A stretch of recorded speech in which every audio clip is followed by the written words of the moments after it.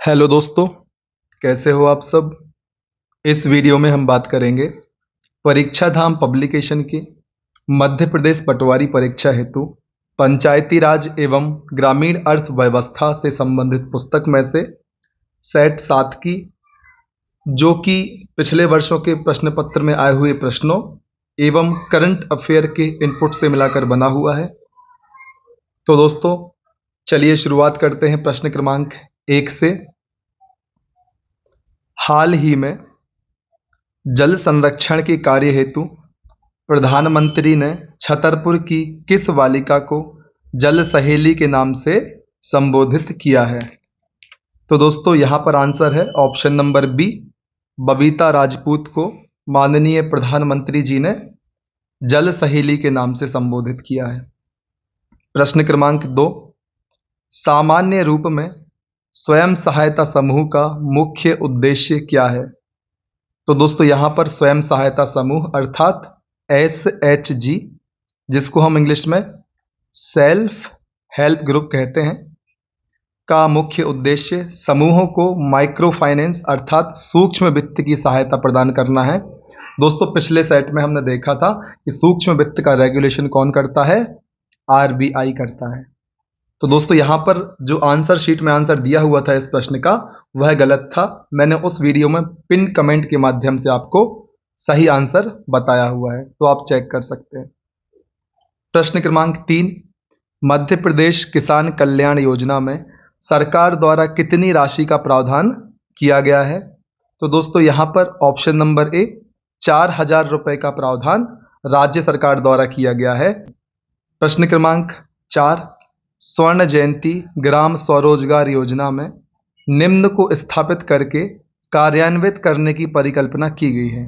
तो मतलब इन चारों विकल्प में से स्वर्ण जयंती ग्राम स्वरोजगार योजना में किस को स्थापित करके कार्यान्वित करने की परिकल्पना की गई है? ऑप्शन नंबर डी, स्व सहायता समूह स्थापित करके स्वर्ण जयंती ग्राम स्वरोजगार योजना के लिए कार्यान्वित करने की बात इसमें कही गई है।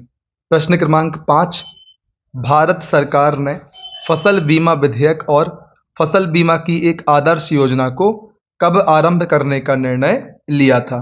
तो दोस्तों वर्ष 1965 में भारत सरकार ने फसल बीमा विधेयक और फसल बीमा की एक आदर्श योजना को आरंभ करने का नियम लिया था। ऑप्शन नंबर बी 1965 प्रश्न क्रमांक 5 का सही जवाब है। प्रश्न क्रमांक 6, मध्य प्रदेश में नेशनल फर्टिलाइजर्स लिमिटेड की प्रोडक्शन यूनिट कहाँ स्थित है? तो दोस्तों इसका आंसर है ऑप्शन नंबर सी, विजयपुरा में नेशनल फर्टिलाइजर की प्रोडक्शन यूनिट स्थापित है और दोस्तों विजयपुरा मध्य प्रदेश के गुना में स्थित है। अब हम चर्चा करेंगे प्रश्न क्रमांक 7 की। संसद के किस अधिनियम के तहत महात्मा गांधी राष्ट्रीय ग्रामीण रोजगार गारंटी योजना अस्तित्व में आई? तो दोस्तों इसका आंसर है ऑप्शन नंबर सी, राष्ट्रीय ग्रामीण रोजगार गारंटी अधिनियम वर्ष 2005 के तहत महात्मा गांधी राष्ट्रीय ग्रामीण रोजगार गारंटी योजना अस्तित्व में आई। प्रश्न क्रमांक 8, मध्य प्रदेश सिंचाई प्रबंधन में कृषकों की भागीदारी कब अधिनियम के माध्यम से अधिनियमित की गई?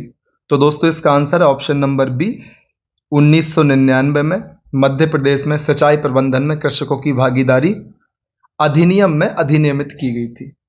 प्रश्न क्रमांक 9, कृषि के राष्ट्रीय आयोग के अनुसार पारिस्थितिक और पर्यावरण संतुलन बनाए रखने के लिए भारत को कम से कम कितने प्रतिशत वन कवर करना चाहिए? तो दोस्तों यहां पर आंसर है ऑप्शन नंबर सी, राष्ट्रीय कृषि आयोग के अनुसार पारिस्थितिक और पर्यावरण संतुलन बनाए रखने के लिए भारत को कम से कम 33% क्षेत्र पर वन कवर करना चाहिए।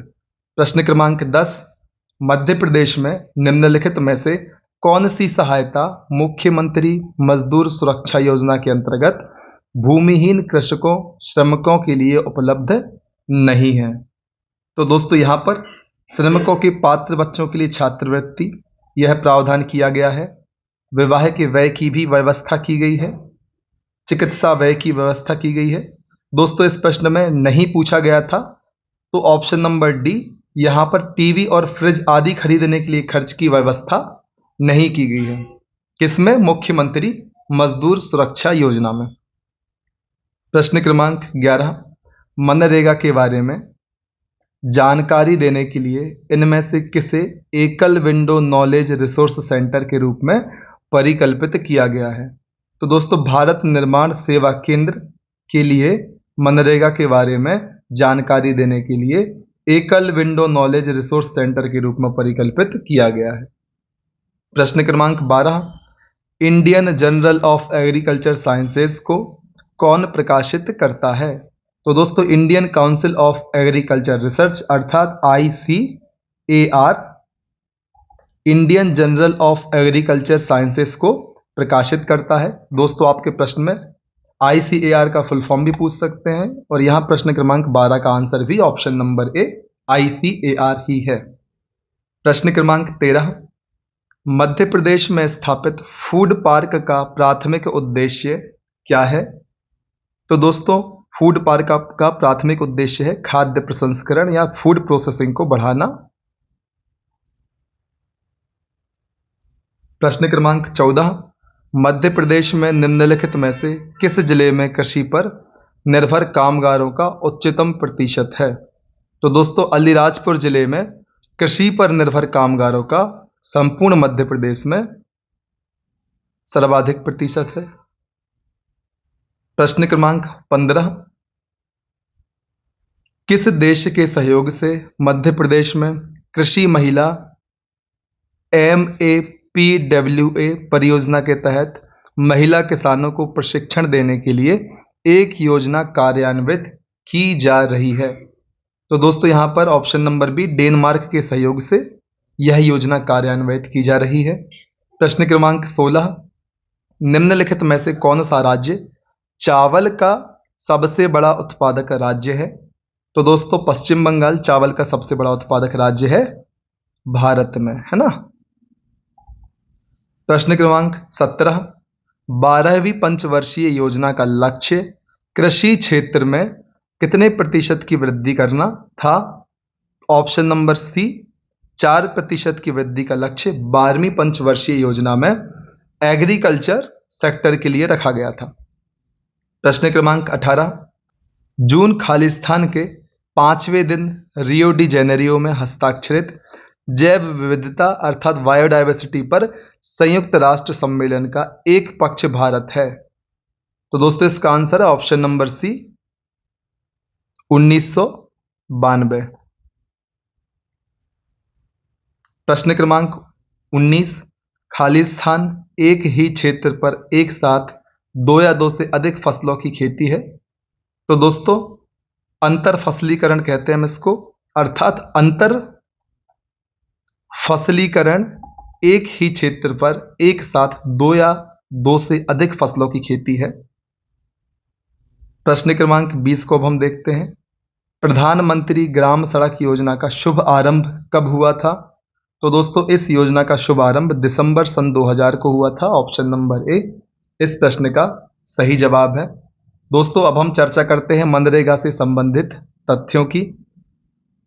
राष्ट्रीय ग्रामीण रोजगार गारंटी अधिनियम 2005 के तहत इसकी शुरुआत 2 फरवरी 2006 को हुई। दोस्तों, यहां से बहुत ही महत्वपूर्ण प्रश्न बन सकता है कि मनरेगा की शुरुआत किस डेट को हुई थी? आपको ध्यान रखना है 2 फरवरी सन 2006 को राष्ट्रीय ग्रामीण रोजगार गारंटी अधिनियम, दोस्तों यह अधिनियम 2005 का है, आपको कंफ्यूज नहीं होना है, इसके तहत मनरेगा की शुरुआत हुई थी। यहां पर महिलाओं की 33% भागीदारी का प्रावधान है, आपको कंफ्यूज नहीं होना है। मध्य प्रदेश पंचायत में महिलाओं को 50% भागीदारी का प्रावधान किया गया है, तो आपको 50% और 33% में कंफ्यूज नहीं होना है। दोस्तों, मनरेगा के लिए 33% प्रावधान महिलाओं की भागीदारी का है और पंचायत में मध्य प्रदेश में यह प्रावधान 50% कर दिया गया है। कार्य करने के लिए आवेदन करने के बाद 15 दिन के भीतर ग्राम पंचायत रोजगार उपलब्ध करवाएगी। तो यहां से 2 प्रश्न बनते हैं। पहला प्रश्न यह है कि कितने दिनों के भीतर रोजगार उपलब्ध करवाना है? तो आंसर होगा 15 दिनों के भीतर। और कौन करवाएगा? तो पंचायत रोजगार उपलब्ध करवाएगी। अब हम चर्चा करते हैं अगले तथ्य की। मनरेगा के कार्यों की देखरेख के लिए नियुक्त सिविल इंजीनियर को वेयरफुट टेक्नीशियन कहा जाता है। तो अब यहाँ पर प्रश्न दो प्रकार से बन सकता है, मनरेगा के कार्यों की देखरेख कौन करता है? तो ऑप्शन में यदि सिर्फ सिविल इंजीनियर हो और बाकी इंजीनियर्स लिखे हों तो आपको सिविल इंजीनियर पर टिक करना है।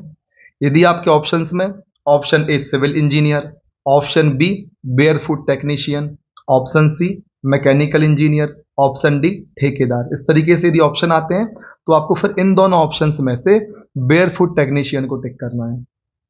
प्रश्न यह भी आ सकता है कि बेयरफुट टेक्नीशियन हम किसको कहते हैं? तो फिर आपको ऑप्शन में लगाना होगा मनरेगा की देखरेख करने वाले सिविल इंजीनियर को हम बेयरफुट टेक्नीशियन कहते हैं। तो दोस्तों एक ही तथ्य से अलग अलग तरीके से अलग अलग प्रश्न बनाए जा सकते हैं। तो हमें इस बात का ध्यान रखना है कि प्रश्न आपसे घुमा के पूछा जाता है तो आपको उसको पहले ढंग से समझना है, उसके बाद आंसर करना है। दोस्तों अब हम चर्चा करते हैं अगले तथ्य की। मनरेगा में जन सुनवाई पंचायत स्तर पर सामाजिक लेखा परीक्षण के भाग के रूप में की जाती है।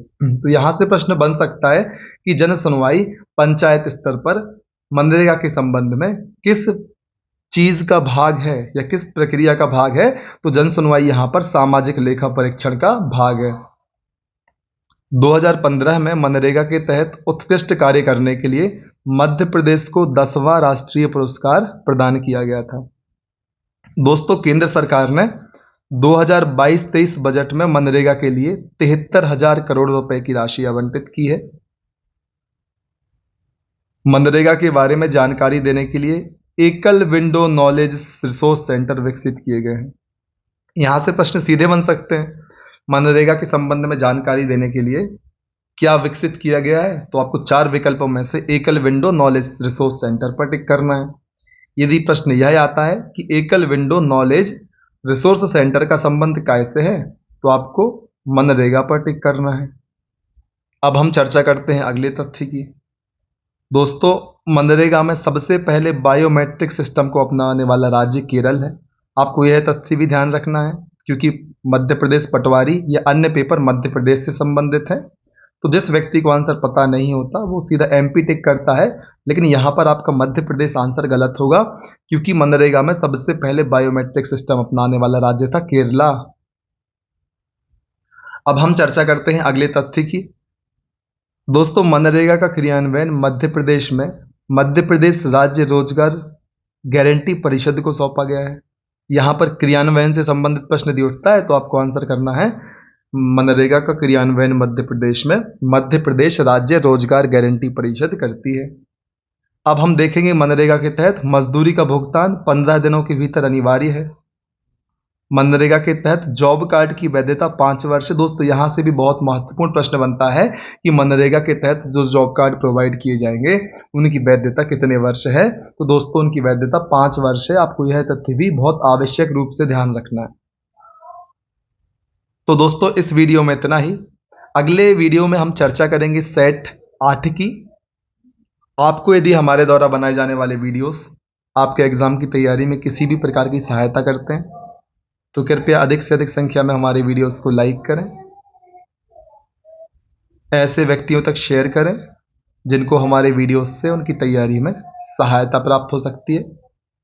साथ ही साथ हमारे चैनल को सब्सक्राइब कर लें और बेल आइकॉन भी प्रेस कर लें ताकि आने वाले समय में जितने भी वीडियोस हम अपने चैनल पर अपलोड करते हैं उनकी नोटिफिकेशन आपको समय पर प्राप्त हो जाए। दोस्तों डिस्क्रिप्शन बॉक्स में हमने आपके लिए अपने टेलीग्राम एवं इंस्टाग्राम की लिंक प्रोवाइड की हुई है। आप इनको ज्वाइन करके हमारी इन सुविधाओं का लाभ भी ले सकते हैं। तो दोस्तों ज़्यादा से ज़्यादा लोगों तक आप हमारे वीडियोस को शेयर करें, इससे हमें आगे भी काम करने का, आपके लिए नए नए टॉपिक्स पर वीडियोस बनाने का मनोबल मिलता है। तो ज़्यादा से ज़्यादा लोगों तक हमारे वीडियोस को शेयर करें, लगातार पढ़ते रहें, आगे बढ़ते रहें, तब तक ना रुकें जब तक कि आपको आपका लक्ष्य प्राप्त नहीं हो जाता। इस वीडियो में इतना ही। जय हिंद।